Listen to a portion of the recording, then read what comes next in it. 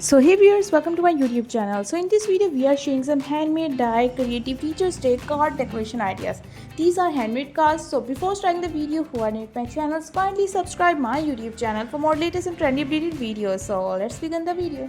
This video is totally helpful and useful for you because it's Teachers Day, that is on 5th of October. So here are some kind of beautiful, creative and die Teachers Day handmade cards. So you can give these cards to your teacher. These are super classy, super easy ideas. So you can make such kind of stuff, some kind of flower, some kind of fan like. Even you can add a monogram like stuff. You can put some quotations in the cards. It looks super excited. You can make a pencil card. It's super excited and even more eye-catching. So take the screenshot of that idea that you like the most, and even you can download this video for the future use. So whenever you will be free, you can watch the video in your offline videos and select the idea that you like the most.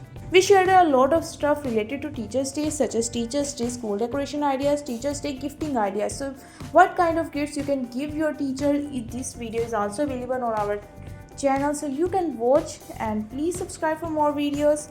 Thank you, goodbye, stay home, stay safe, stay connected.